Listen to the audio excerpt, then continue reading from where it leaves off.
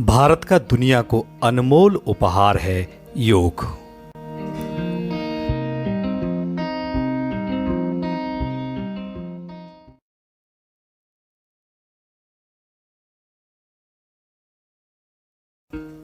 प्राचीन काल में हमारे देश के ऋषि मुनियों ने अपनी कठोर साधना, नियम आचरण से जिस परंपरा को संचित किया वह योग है।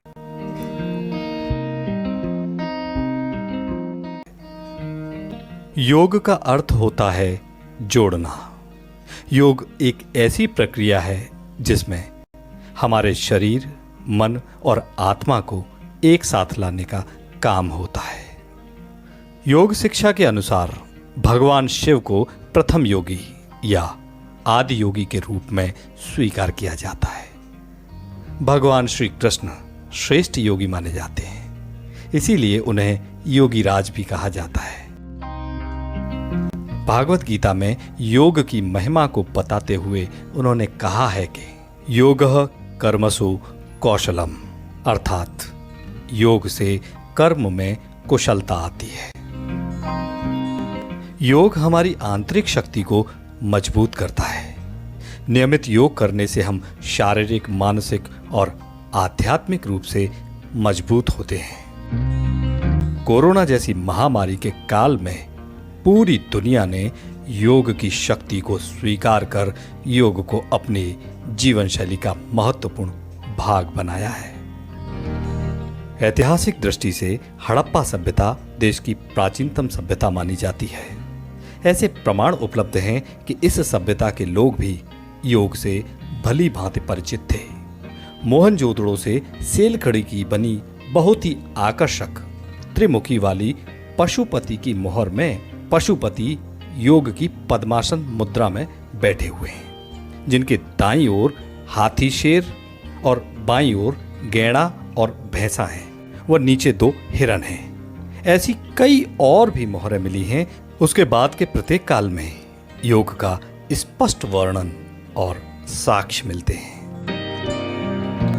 देश के ऋषि मुनियों के इस अनमोल उपहार को विधिवत संकलित कर योग दर्शन के रूप में आम लोगों तक पहुंचाने का श्रेय महर्षि पतंजलि को जाता है। ईसा पूर्व 2री सदी में महर्षि पतंजलि ने योग को 8 भागों में विभाजित कर विस्तार से इसे समझाया। इसे अष्टांग योग कहा जाता है।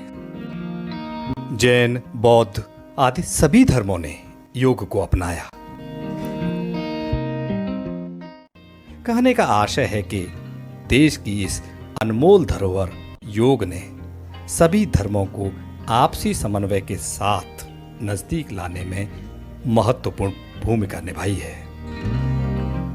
आधुनिक समय के बदलते परिवेश, खान-पान, बढ़ते प्रदूषण के इस दौर में योग के चमत्कारी लाभ और ज्ञान को जन जन तक पहुंचाने में कई विद्वानों ने महत्वपूर्ण भूमिका निभाई है, जिनमें BKS अयंगर और बाबा रामदेव के नाम अति महत्वपूर्ण हैं। देश की इस अनमोल धरोहर योग को प्रधानमंत्री श्री नरेंद्र मोदी जी की वर्ष 2014 में संयुक्त राष्ट्र अधिवेशन में की गई मजबूत पहल के परिणाम स्वरूप संयुक्त राष्ट्र ने 21 जून को अंतर्राष्ट्रीय योग दिवस के रूप में मान्यता दी है तथा 21 जून 2015 को पूरी दुनिया ने प्रथम अंतर्राष्ट्रीय योग दिवस के रूप में मनाया।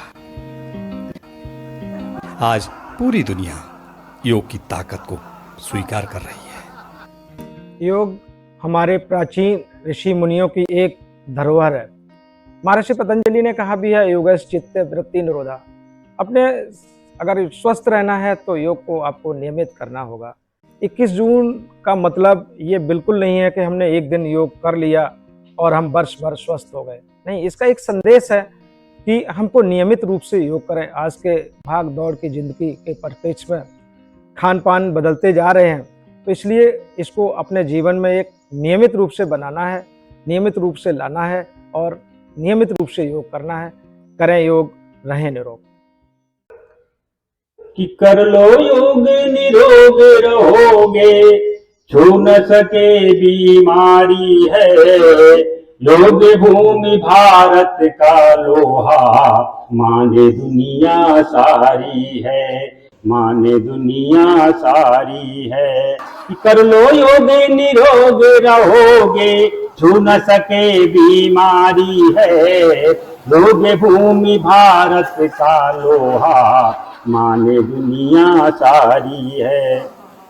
ऋषियों से जो ज्ञान मिला है, जीवन में अपनाना है। ऋषियों से जो ज्ञान मिला है, जीवन में अपनाना है। फिर से ये संदेश योग का जन जन तक पहुंचाना है।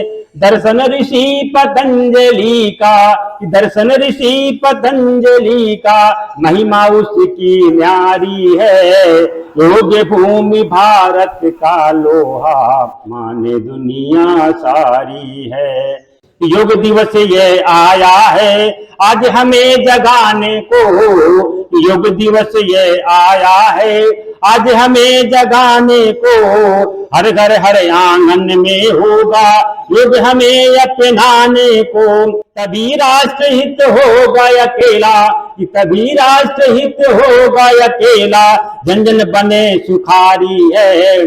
योग भूमि भारत का लोहा, माने दुनिया सारी है, माने दुनिया सारी है। कि कर लो योग निरोग रहोगे, छू न सके बीमारी है।